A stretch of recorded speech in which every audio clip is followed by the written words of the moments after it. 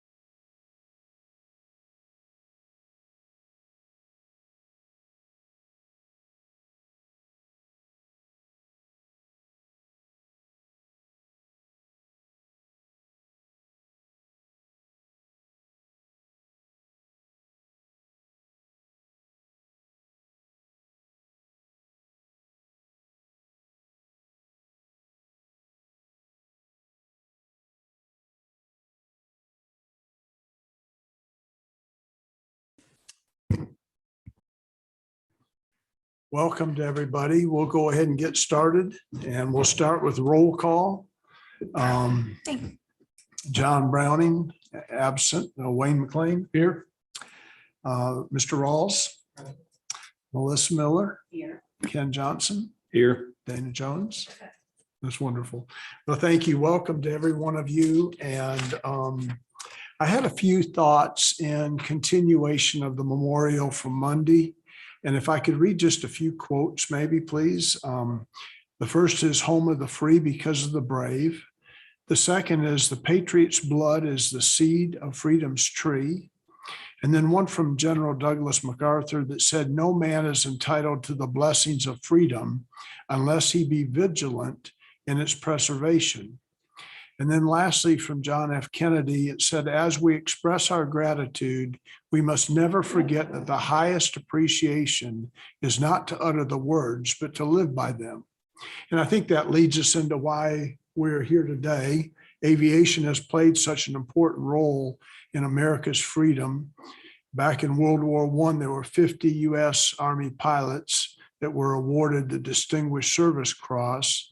And all that was the beginning of aviation's role in freedom for America that we're still helping to preserve today. And those of us that serve here today and care about and give to our airport are in the business of protecting and guiding aviation's role in freedom still. And I want to say a word of thanks to each one of us. I'd like to make notable mention of Mr. Holmes and your group's wonderful event last weekend and how well that went. It's really wonderful. Also, I think Mr. Holmes has a family member that last Friday became a Marine aviator, and that's a big deal. And that's definitely part of our freedom, fight for freedom. So wonderful. Yes. So we have a female aviator in the Holmes family, and I think she's flying the Ospreys. So that's a real nice thing. Difficult. I'm sure. And Andrew, welcome to you, sir. It's nice to have you back, and congratulations on your 50th anniversary.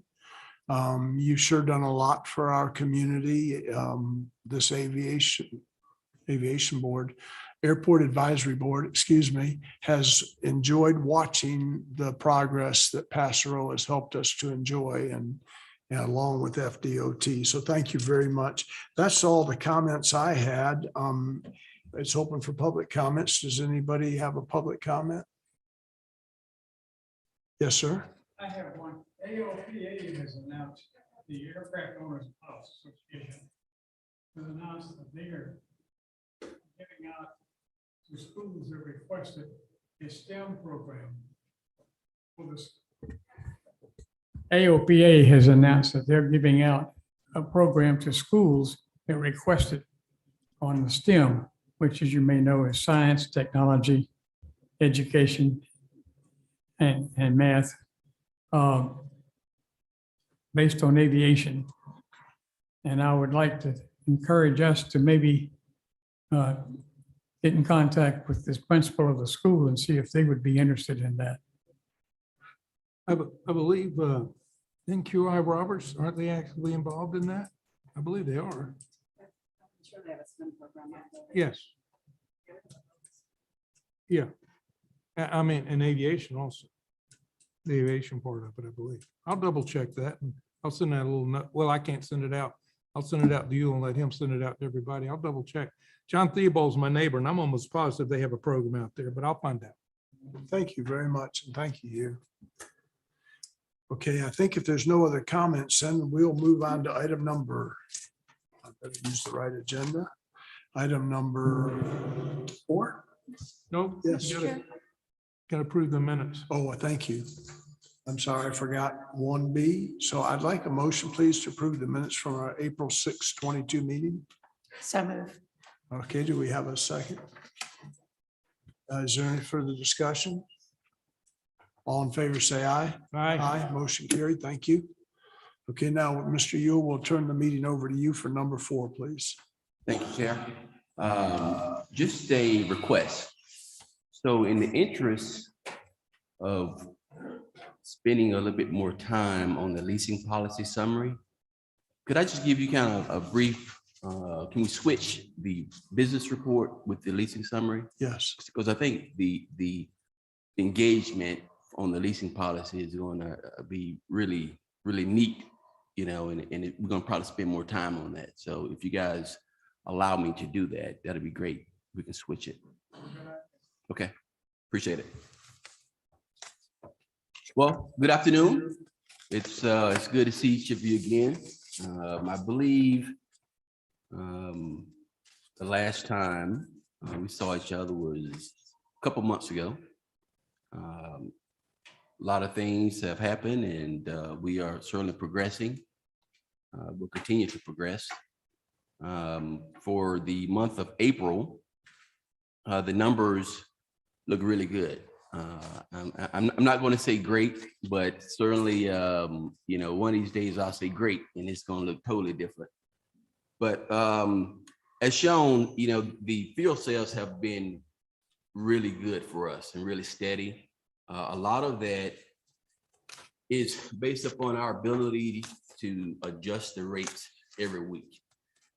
You know, we have to look at what the market price is coming in each Monday, sit down and just try to back into it and look at, you know, how do we make something off of this? As I stated to you in my initial meeting with you, my goal is not for us to be the lowest in a sense. So I don't use the C word anymore. So I'm gonna just say we're going to be competitive in that 50-mile radius. That has shown to be very, very wise for us. Folks come to us that typically will go to St. Augustine. We don't charge a landing fee. Some of these corporate guys, to them, that makes a difference. If they're coming in, they'll buy 500 gallons of gas, you know, a jet, you know, then they don't have to pay a landing fee. So the cost of operating is making a difference. And we believe if we continue down the road of having that T-hanger program with our aircraft owners and going and pushing the corporate development, corporate activity with jet service, that's going to be our next, you know, a success story for us. So Jet A, it's up over last year, $17,000. Jet A has been, it's been a very popular field. You know, I look back at the first month of the fiscal year, which is October, and we had made purchases to the tune of probably 4 or 5 before March 1. So October through March 1, you know, there was a lot of purchases for Jet A. And obviously, you know, you're not purchasing unless you're selling it. You know, the jet's been coming in. And again, if I had to look at a factor that was a driver, it was pricing, I'm sure. But it was also folks coming in here that was coming to Putnam County. And I think as a community, we need to really take note of that, because when you're coming in a $20 million jet, you're not coming here just to kind of hang out. You know, you're coming here for a reason. And I really believe those are good indicators of something happening in the community. We want to continue to go down that road. Next slide, please.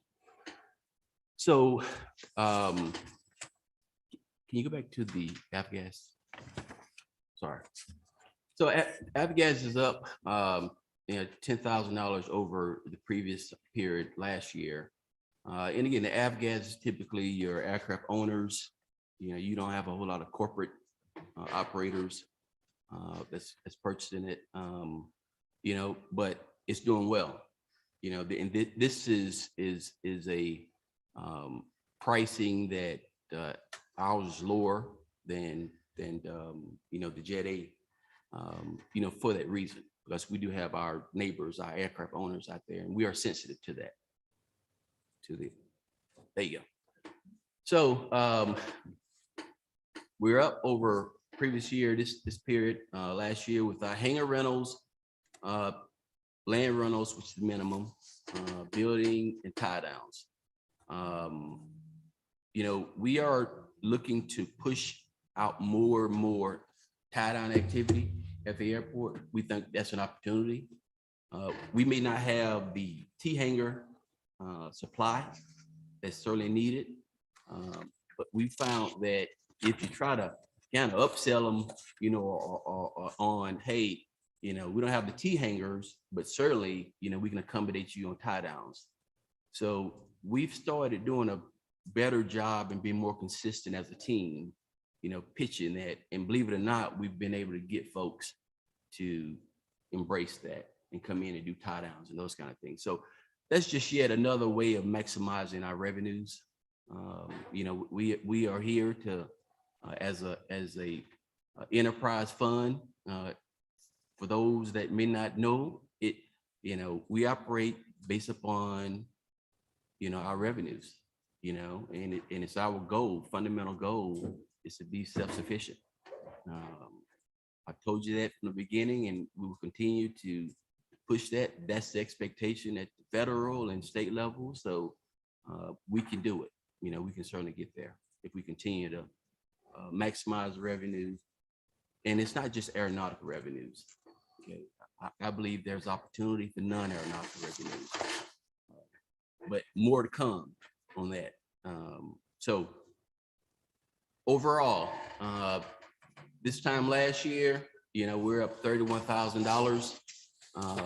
Again, the fuel sales, it's being managed very closely.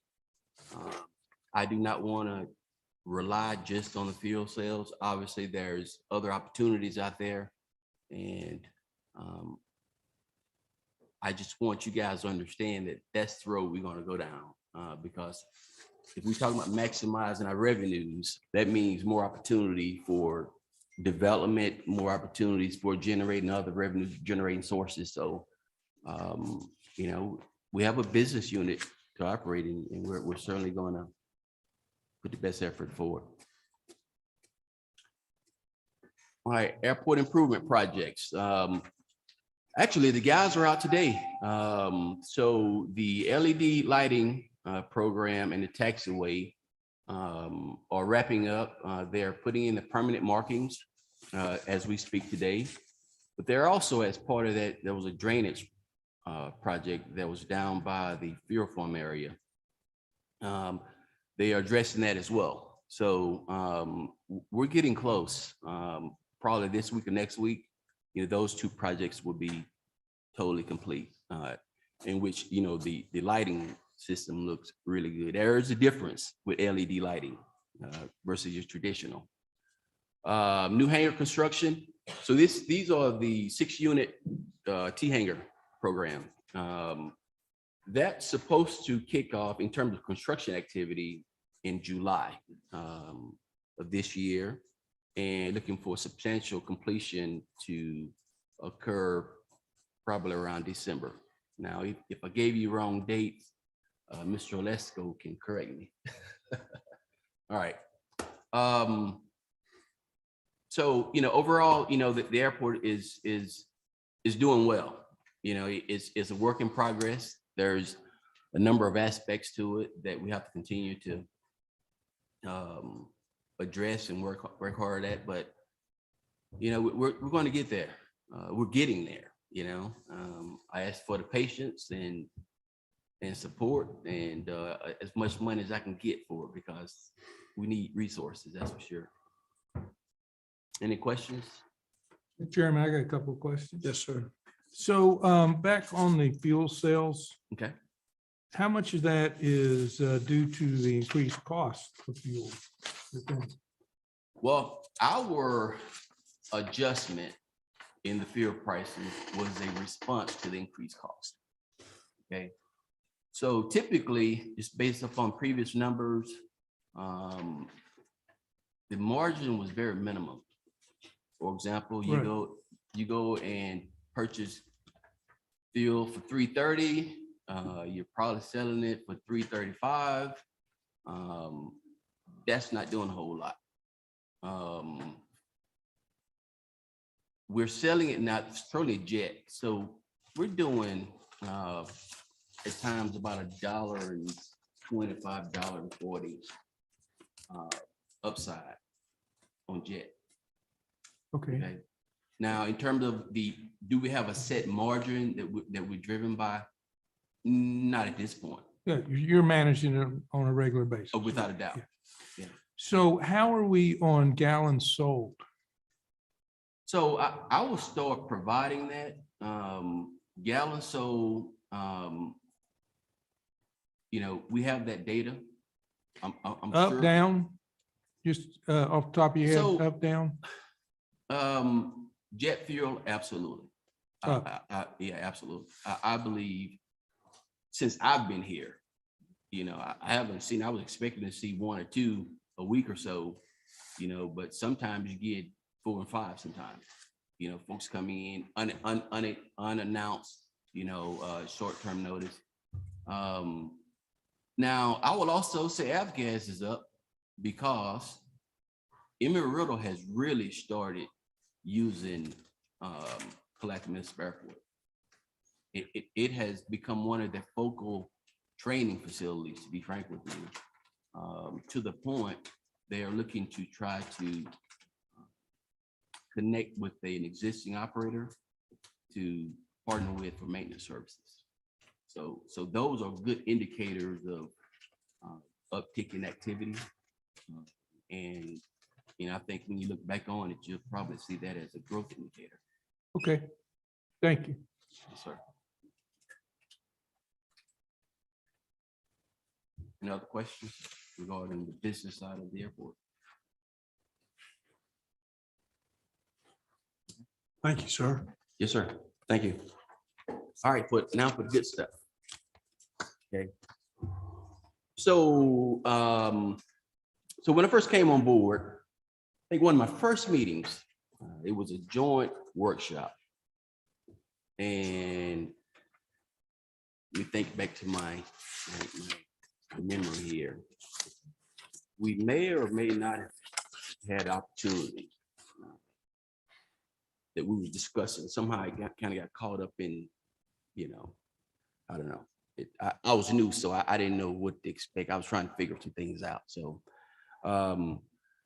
and one of the first things that I realized was that, hey, the best way to get away from losing opportunities because you wasn't ready to have a clear process to get them taken care of is what's the real policy here? How do we accommodate? How do we entertain? How do we service prospective tenants or existing tenants? Obviously, folks that are looking to invest millions of dollars, hundreds of thousands of dollars in facilities, there's an expectation, and a lot of you guys, business men and women, you understand that as well. So I felt one of my first priorities needed to be a leasehold policy. And it's worked at many, many other places I've gone. It worked at other places that I know of that have my peers there. And it's really a good approach to how you go about taking a project through the evaluation process. And by the time it get to the 35,000 foot level, all of those concerns have been addressed because you had clear general policies, you had clear general guidelines for how you come up with this agreement. You had clear sources for how you come up with the lease rates, the terms, what are key provisions. So I try to do the best I could to try to consolidate this for you guys at the 30,000 foot level, and I hope I did a decent job because, what I want to do is kind of walk through this, give you a good snapshot of, hey, we can get this thing in place. Anybody show up can go through this process, this pipeline. And we can be more efficient and we can turn it around a lot quicker, but also turn around a lot smarter. Because at the end of the day, who wants a large project out there and you get through the process of negotiations and those kind of things, and all of a sudden the FAA say, no, you can't do that. We want to, in conjunction with our existing partners, you know, your leadership, come up with a policy and a program that eliminates those things. So when you get to that 35,000 foot level, you know, the question should become, wow, you know, how much rent's coming out of this? You know, what's the term? The term is based on this. You know, so it just makes the decision-making aspect of it a little bit smoother, I believe. Any questions before I kind of walk through the policy itself? Okay. So as stated, the goal was to really look at, you know, how do you ensure that there are a lot of hiccups, I would say, minimize the hiccups. And how do you ensure that the interests of the city is protected? You know, the airport, you know, is owned by the city, operated by the city. And as an airport manager, I believe I have a fiduciary responsibility, but also have an obligation of having the city's interests, best interests in mind when we go down these roads of bringing on new neighbors. So this policy will assist us in doing that. So for this policy is set up in 4 sections. The first 3, you know, they're really hitting on the negotiations, the basis of negotiations, the process, the business deal. Section 4 is, as part of this program, is cleaning up our existing hangar waiting list policy. Because obviously, if somebody is coming in interested in leasing a facility, there needs to be a better way of managing the wait list. So that wait list is going to ultimately become a lease eventually. So I felt that this was ideal for this policy as well, because it's going to ultimately become an agreement itself. So section 1, general policy. So this applies to existing, this applies to prospective, short-term and long-term. So the general policy that I'm recommending is more of a higher level. You know, when you go and look at or go down the road of setting up, having conversations, the policy of the airport is, hey, whatever business deal you come to the table with, you know, that should be reflected in these 5 points here. Okay. So the first point being, okay, let's go down the road negotiating something, make sure that the market rents are intended to make the airport financially self-sustaining. Simply put, let's come up with rental rates that are reasonable. Sometimes, you know, we can have rates, and right now, you know, obviously, we can probably use an update. Timing is not good yet, but, you know, we need to have rates that's going to help us get there. That's what really item 1 is really promoted. So anytime we deal with whether it's T hangars or whether it's a $5 million development, you know, that should be our position, our policy on it. We should also look at, whenever we go down the road, we should also keep in mind that our position is, how do we minimize our operating costs? Okay, so a lot of times you can go down the road to negotiate a deal, and at the end of the day, you end up getting stuck with utilities, which can get pretty expensive. You know, you end up getting stuck with other expense. So, you know, typically the lease at the airport are net leases. You know, it may vary, but at the end of the day, you don't see any gross leases. You see a net lease. Typically, the tenant at the airport is going to pay for insurance. Some may pay utilities. I think we got a kind of mixture, but that's another aspect to evaluate down the road. But we need to look at setting up tenants and relationships to where we're not increasing our costs as the city. I will share with you the points that I'm going through now. These are some of the best practice points in the industry. So these are opportunities that are consistent. These are opportunities that are in place in a lot of places. And I'm just kind of trying to help us to get further down the road and in a position that we can move on a lot of opportunities.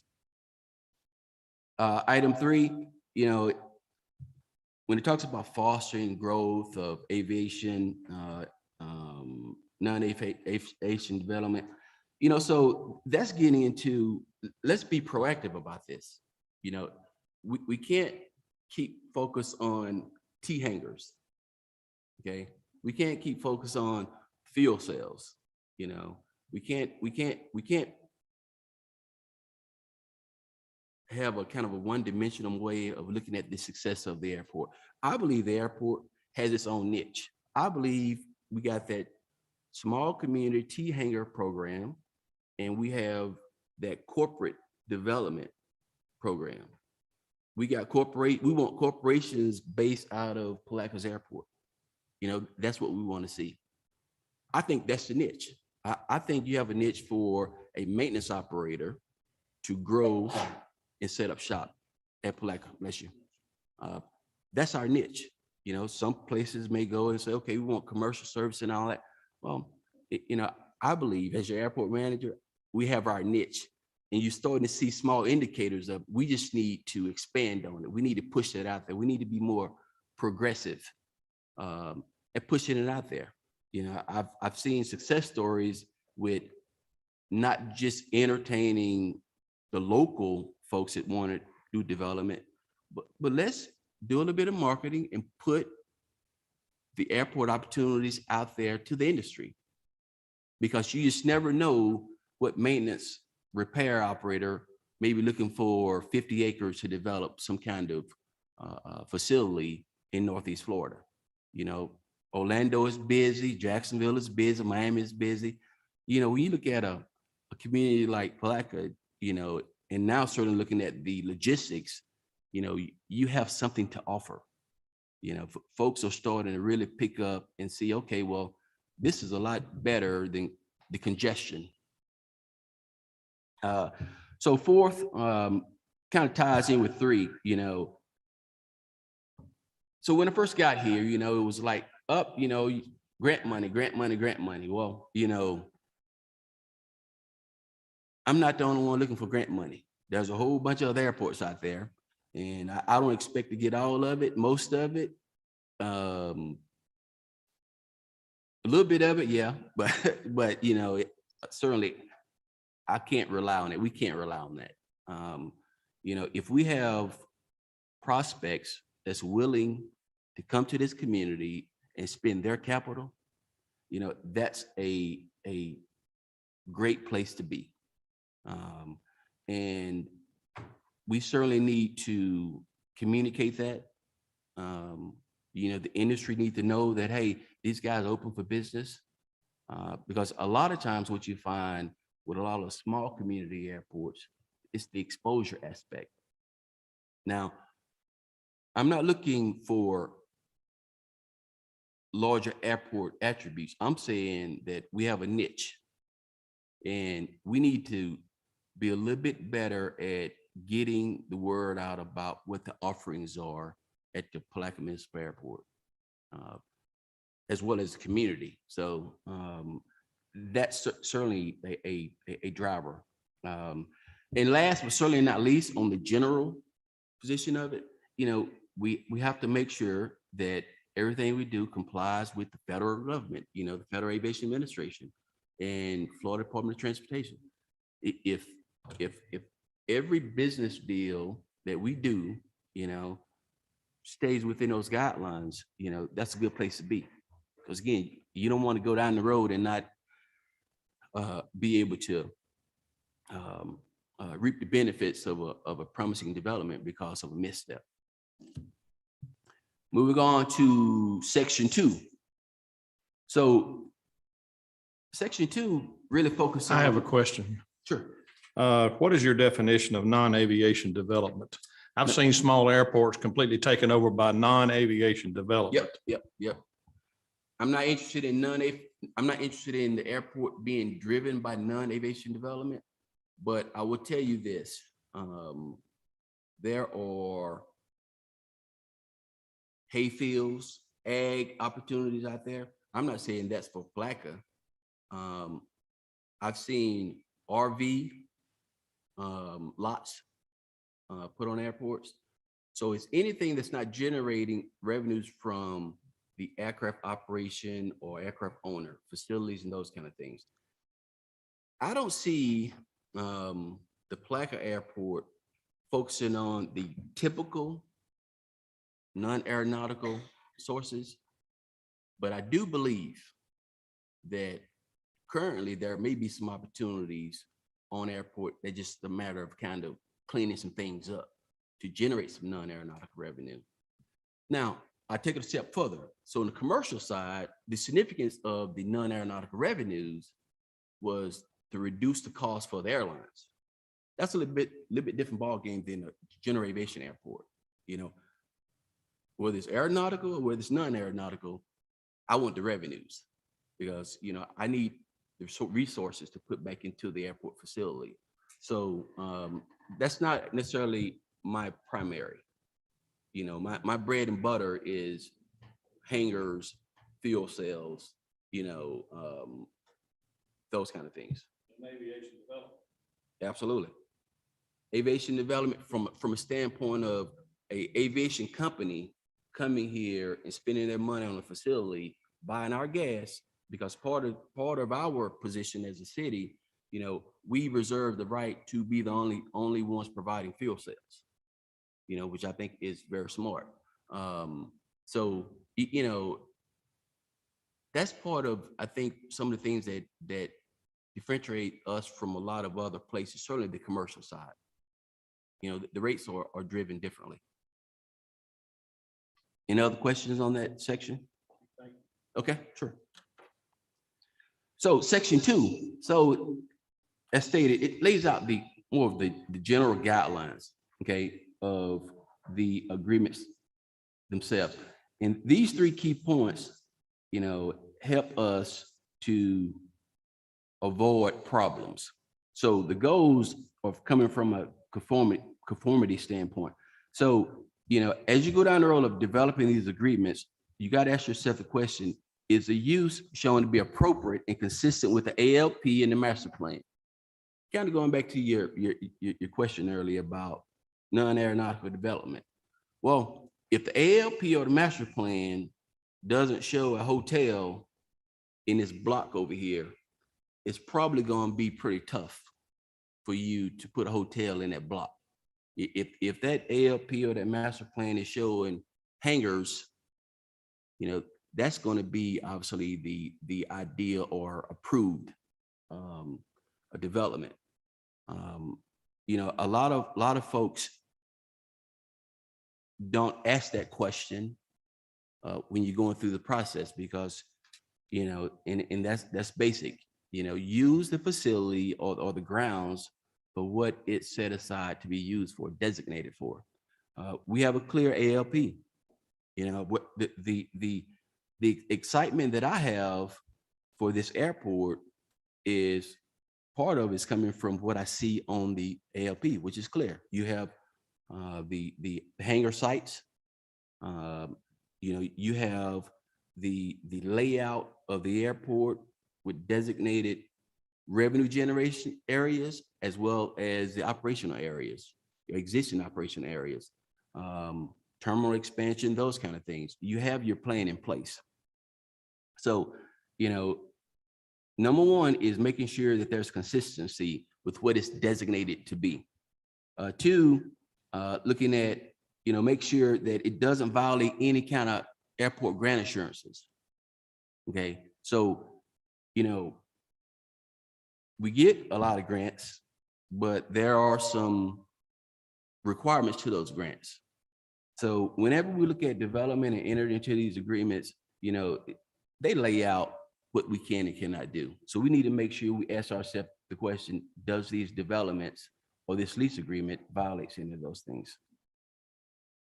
And certainly lastly, make sure they comply, with the city, rules and regulations, and again,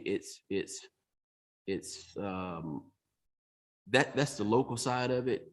Obviously, you'll probably looking at making sure that DOT is involved.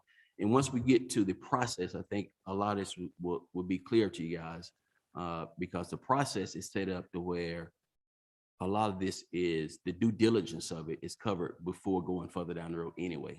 And it's covered through this body. Mr. Chairman, can I ask a question on section 2? Yeah. And maybe this is for Andrew or, so do you feel, obviously you've looked at the master plan because you've commented on it. Mhm. How often should we review that master plan, in your opinion, based upon your experience? Well, I've seen people open it up, or airports open it up, every 5 years or so. And I'm gonna just throw it out there. So, and Andrew and Mr. Halesko can correct me if I'm wrong, a lot of that is driven by how developed your airport is. Okay, so Palatka is about 700 and some odd acres. You got a pretty clear idea of what your opportunities are for development. Some of these airports got 4 airports and it's 10,000 acres. A lot of things changing, a lot of people moved in and out. You're probably going to spend a whole lot of time opening it up, but for what I have as the airport manager here, I don't see us having or trigger being pulled until we probably started getting a couple of large developments 3 to 5 years down the road in place or online. But at other places, it may be 5 to 10 years because they've done such a comprehensive job on the front end, kind of laying out the roadmap. Mr. Halesko, you can. Okay. Okay, thank you. Or if I could mention that this is intended also to be a work in process itself. Yep. Meaning this, what you're seeing, that policy that there are intended to be a work in process, a draft for you to weigh in on as well. Way too much for you to fully consider in 1 hour meeting. We know that. There was no expectation that you start with individual assessments of individual points, but you'll have something to take with you. And then I agree with Mr. McNair in that having a overall policy that pertains to leasing and development, even if you get a blueprint, so to speak, even if you have to change it from time to time, it does help promote consistency as we move forward. So that's what this was designed to do, was be a starting point for us to move forward. We want you to think that we're bringing this to you and saying, this is it, we decided this is what we're going to do. This is a blueprint. We may need to knock out a wall here, add a bathroom here, like building a house, but at least we'll have something we can kind of keep, I guess, in sight as we move forward. Yeah, I agree. I feel like I'm drinking out of a fire hose this morning, but this is worth the time. And I really do. I'd like to do this. I'd like to have him do the same thing on the master plan. If we're going to do this, and this is the right way to do it,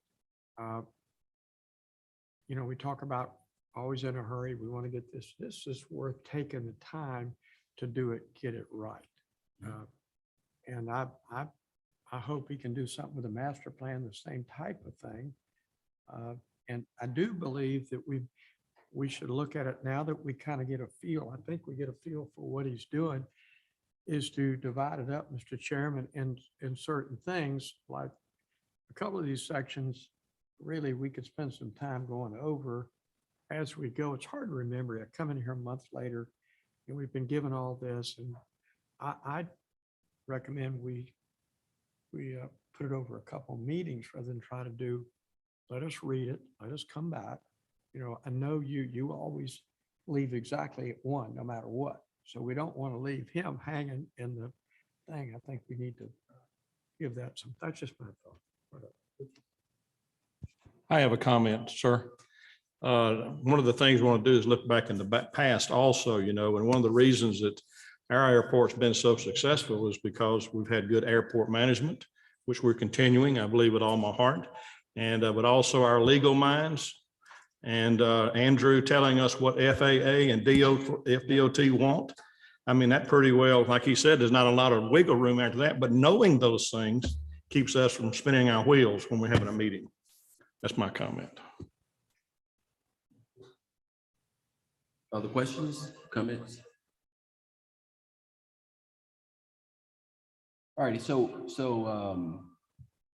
in interest of the city manager's comments, I just want to kind of briefly walk through on section 3. So section 3 really deals with the business, you know, the origins of the business side of the house. Okay, you know, because first thing is ask, okay, what about lease terms? What about lease rates? The policy that we're recommending is a policy that is set up kind of is twofold. On the rates and charges, you know, you're going to get your rates and charges developed from appraisal, comparables, because typically these are going to be ground leases. Okay. And, you know, but the policy is not just setting that, having a set rate for it. The rates and charges, and it identifies about 4 items here, lays out that as a body here, we have the ability to say, okay, if a certain level of development comes into place, you have the flexibility to modify or reduce those rates. Because I would tell you, if a university showed up and said, hey, I want to develop, you know, 400 acres of land, and, you know, I'm going to have X amount of employees and it's going to be X amount of traffic, that's different. Right. Thank you for that. Thank you.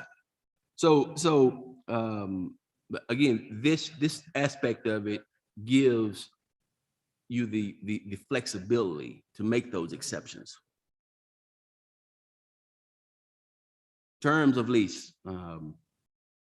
Hey, this is one of the key pieces. You know, folks want to know, okay, if I'm going to invest this amount of money, how much time do I have on there to amortize it, or whatever the case may be. So the policy is saying, okay, well, let's look at your initial CapEx, you know, whether it's going to be on an existing, whether it's going to be on prospective or just bare ground. But it's also looking at how many jobs. So there are factors involved here. This particular item number 3 here is looking at, okay, well, we're saying if the median salary in Putnam County is $30-some thousand, you know, $34,000 to $37,000.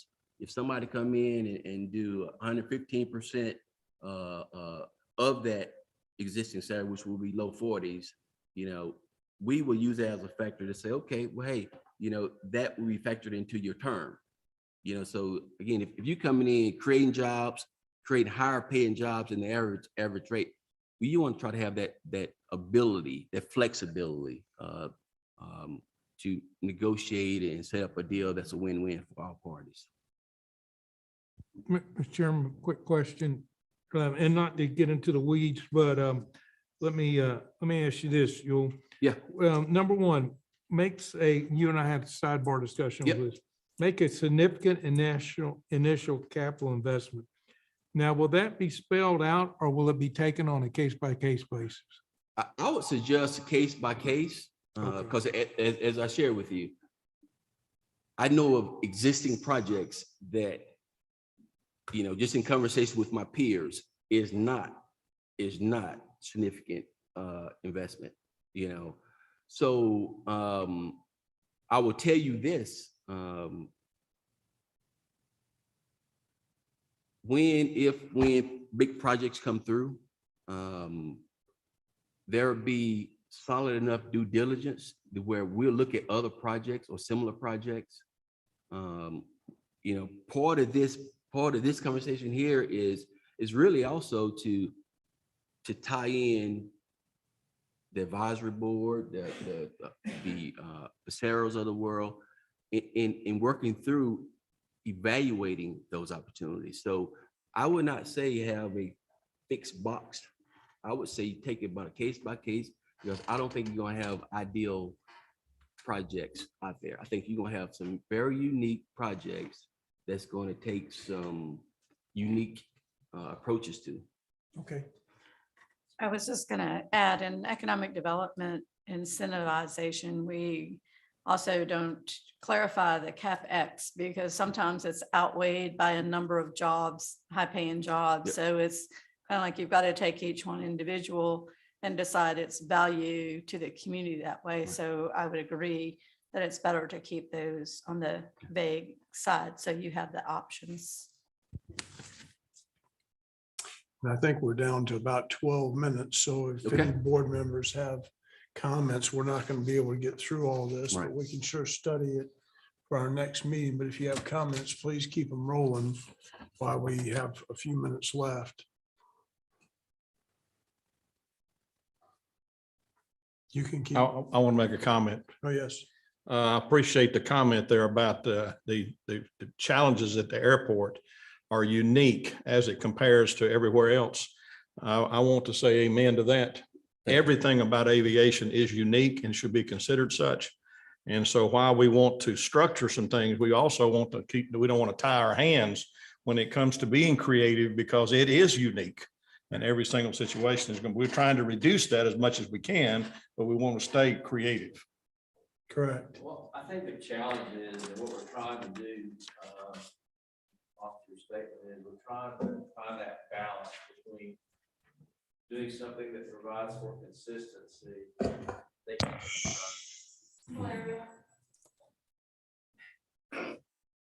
Drawing a balance between something that provides for consistency, but also leaves flexibility. As Mr. McNair mentioned, we only have 700 plus acres. We don't have 10,000 acres to deal with. I think that you're going to have to, by definition, leave flexibility into your policy, but you can still have a touchstone. And I think that's all we're trying to do is try to create some general policies with the understanding that with that limited amount of space, and that sounds like a lot of space, but we all know it's not when you're talking about an airport. You may have some unique opportunities present themselves that are a little bit outside the specific guidelines, but you have to be flexible enough to be able to, to react. So I don't think anybody had the intention on our side of it. Of course, ultimately the city commission decide what priority and significance they attribute to this. But I don't think anybody on our side had the idea of putting together a hard and fast, inflexible platform that you just had to adhere to completely. We wanted a guideline and touchstone. And so that's what we're seeking your input on. Thank you.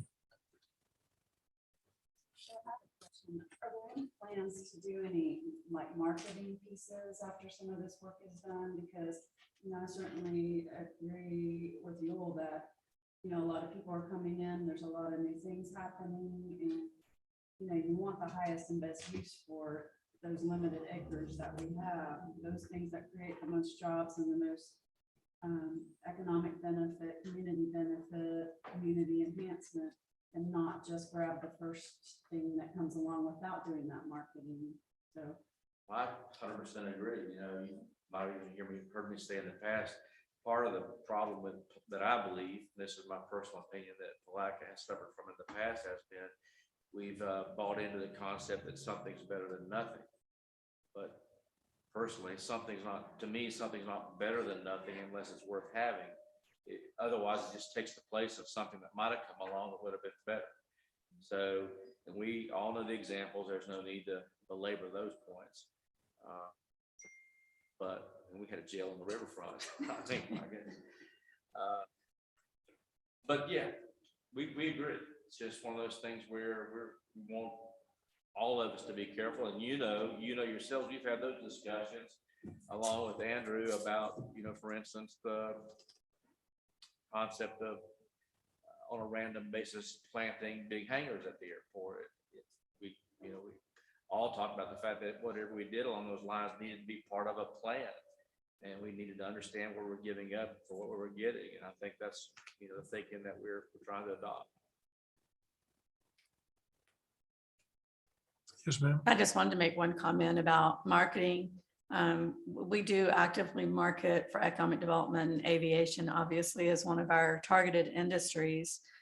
We actually market the county's business park as Putnam County Business and Aviation Park, which, as you know, adjoins the airport.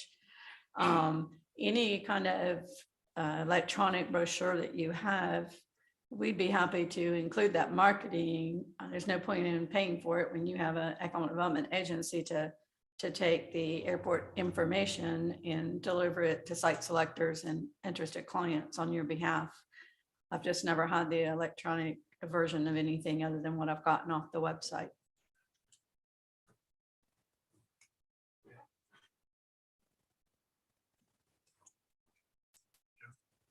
Yes, sir. Ms. Brown. I think after seeing what happened at the festival, really made me feel good about Palatka. And I'll have to say that you being here, and no disrespect for anybody that's done anything at the airport, it sure is nice to see a business approach to it and a marketing. There are going to be times, I think you're absolutely right, that you come in here and you may charge less for a particular business in order to get them to kindle more like them that might come in there. So I really like this, and I'm glad we're going to take the time to take a couple meetings. Good job. Well done.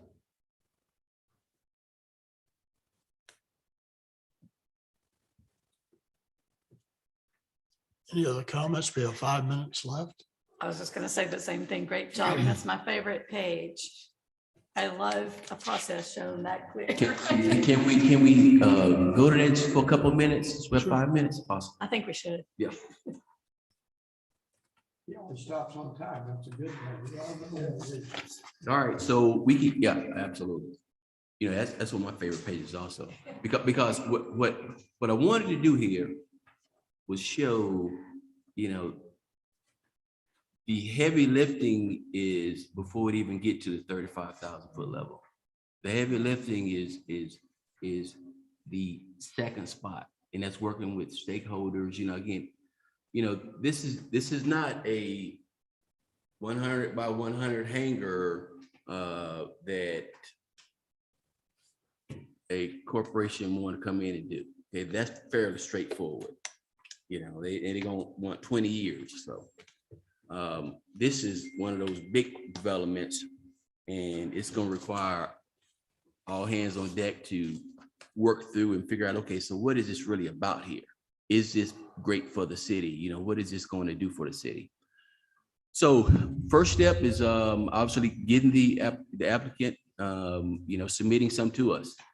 We're gonna do the due diligence before it leave. Well, after it leave us, it may take 1 or 2 trips, or one or two directions. If we go left, it's going left because the term may be extremely long. You keep hearing these 99-year deals.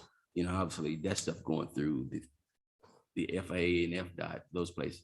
Also, non-aviation stuff is going through those guys. It's probably smart to go through and say, okay, is this even authorized use? For smaller operations, you probably won't go to the left. You're gonna probably go straight to recommendations through the city manager for approval with the commissioners. Because again, a lot of those are fairly straightforward.